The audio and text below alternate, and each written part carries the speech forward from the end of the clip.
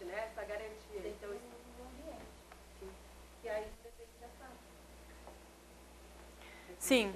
Das leis e das normas. Mas o que a Dani está falando, o que depende do produtor, por exemplo, os planos de logística reversa de cada empresa, aí é responsabilidade da empresa. Ó, vou me adiantar aqui, mostrar... Bom, primeiro, a gente está falando de logística reversa, né? O que é a logística reversa?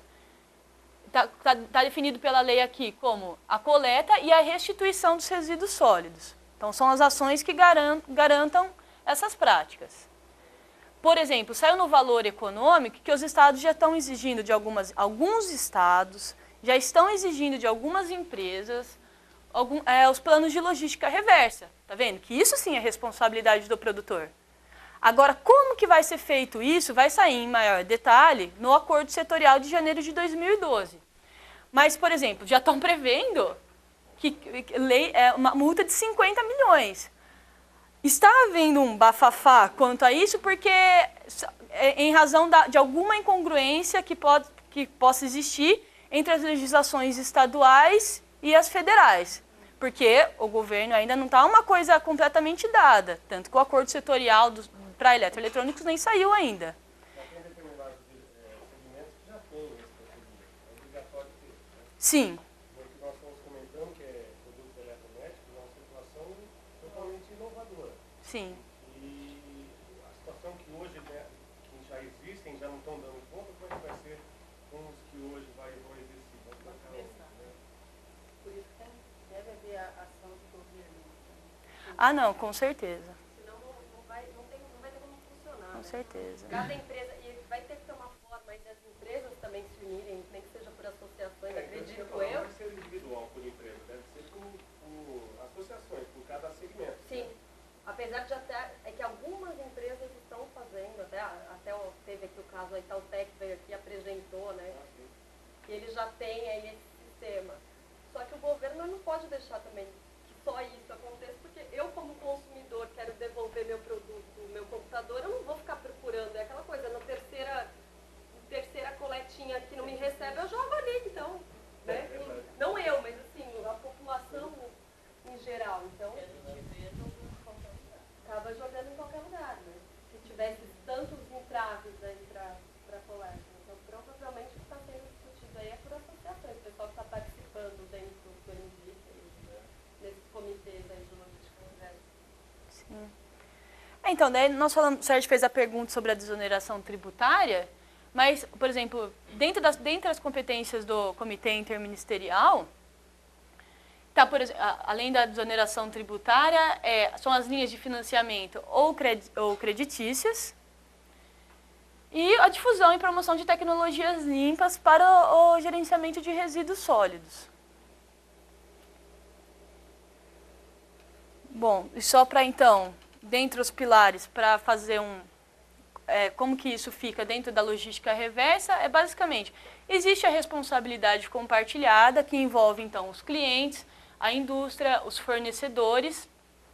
E do mesmo jeito que tem que haver, o cliente é a peça-chave para haver esse retorno, o retorno dos resíduos eletroeletrônicos, no caso do fornecedor, volta para o mercado como na forma de matéria-prima, e no caso da indústria, por exemplo, com o reuso. O acordo setorial vai delimitar exatamente qual vai ser a ação de cada um desses agentes dentro da responsabilidade compartilhada. E fecha o ciclo. Bom, já apresentei a notícia. E só para fazer o checklist... Vocês têm alguma dúvida? Só para fazer o checklist da PNRS, cabe aos fabricantes, então, divulgar informações relativas à forma de evitar, reciclar e eliminar os resíduos sólidos dos seus produtos, fabricação de embalagens que propiciem a reutilização e reciclagem, a implementação dos sistemas de logística reversa, vide já as discussões que estão aparecendo no Valor Econômico, implantar procedimentos de compras de produtos ou embalagens usados e atuar em parceria com cooperativas ou outras formas de associações de catadores, que isso é previsto pela PNRS. Então, existe um princípio que não é só do mundo organizacional, é um princípio de todos os aspectos da vida, que é a necessidade de a gente se adequar às condições do meio, às condições do ambiente. Então foi colocado de uma forma bastante boa essa evolução que os mercados estão tendo em direção a um contexto onde a responsabilidade ambiental das empresas e dos cidadãos aumenta. Isso é uma necessidade absolutamente fundamental, né? Então agora nós vamos olhar a questão do ponto de vista mercadológico, ou seja, como que nós, empresas, né, podemos então capitalizar esse movimento no sentido de favorecer o nosso próprio negócio.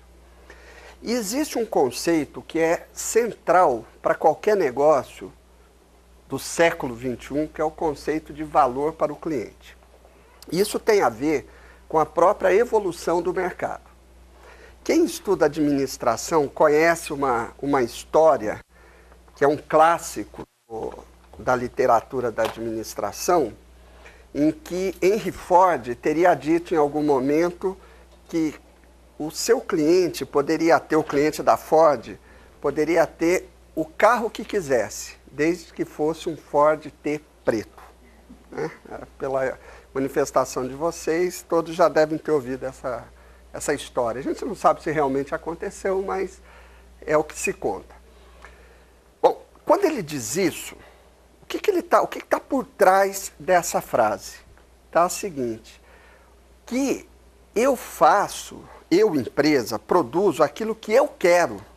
Eu não estou preocupado com o que o cliente quer.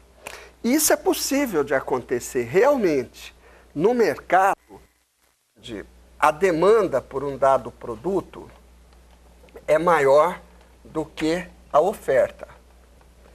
Ou seja, no mercado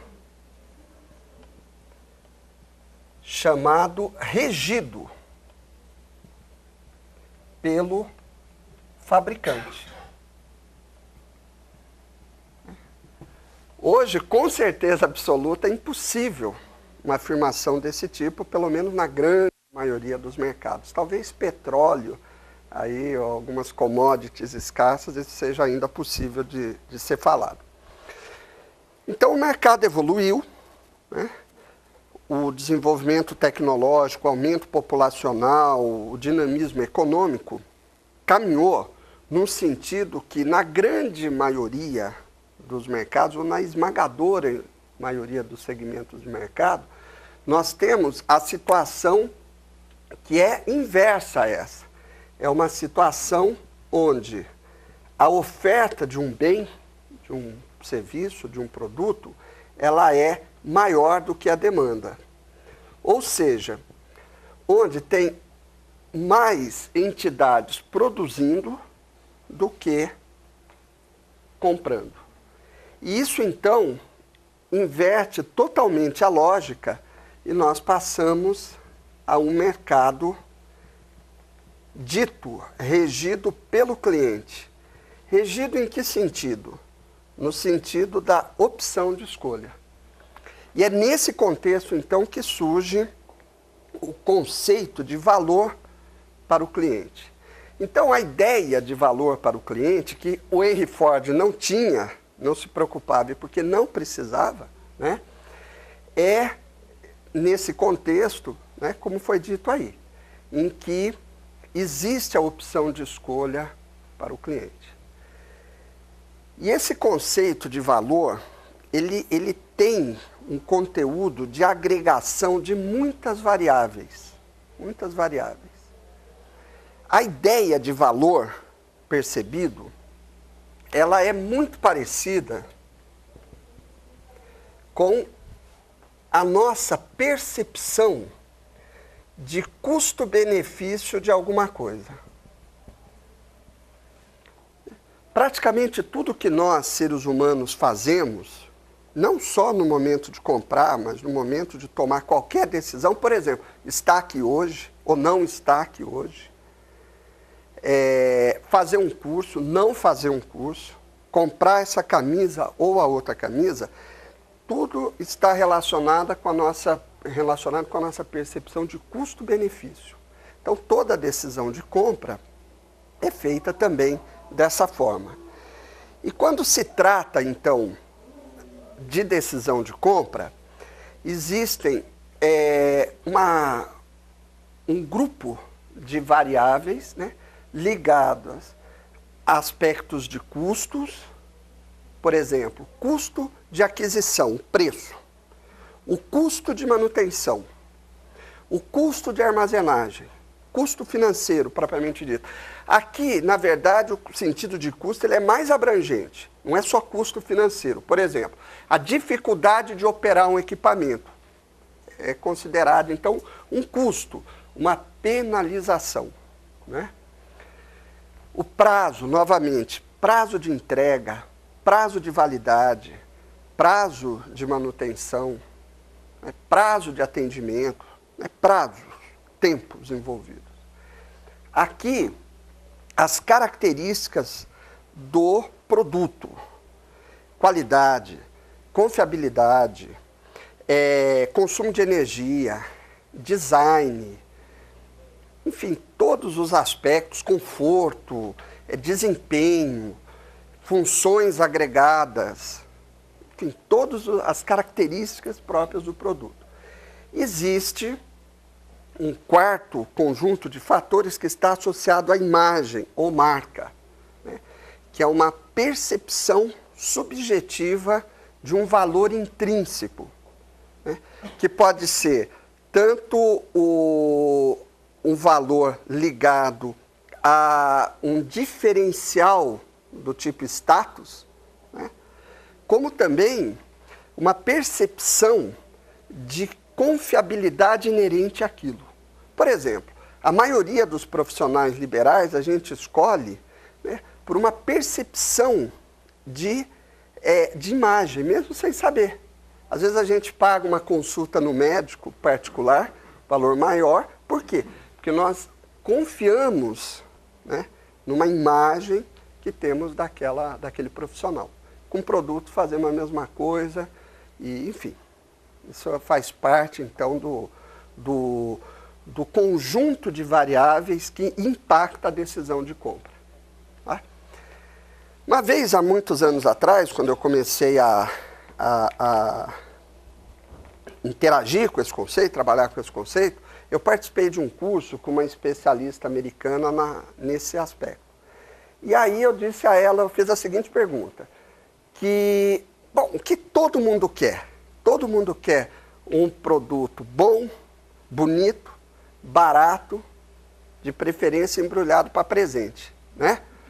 Todo mundo quer, eu quero, você quer, todo mundo quer. E isso é uma coisa difícil, existe uma solução de compromisso, né? Eu agrego um determinado benefício, normalmente vem uma penalização no sentido contrário, né? Uma funcionalidade que eu agrego ao produto, normalmente implica, por exemplo, num custo maior, ou às vezes até numa dificuldade de operação maior, né? E assim por diante. Aí ela me deu uma resposta que para mim foi bem interessante. Ela falou, olha, essa é uma questão muito difícil de se decidir. E é mesmo, né? Porque, inclusive, a percepção relativa de cada item varia de pessoa para pessoa, de cliente para cliente. Por exemplo, um consumidor, esse pode ser um consumidor pessoa física ou um consumidor pessoa jurídica, como é o caso do eletromédico, geralmente é pessoa jurídica, né? Se ele tem um poder aquisitivo maior, a tendência é o preço ter um impacto um pouco menor na sua decisão, né? E vice-versa. E outra coisa, a percepção também varia ao longo do tempo. Num determinado momento, por exemplo, num primeiro contato com o equipamento, quando eu não conheço muito bem aquele equipamento, a minha tendência é valorizar, por exemplo, mais o preço, porque eu não tenho ainda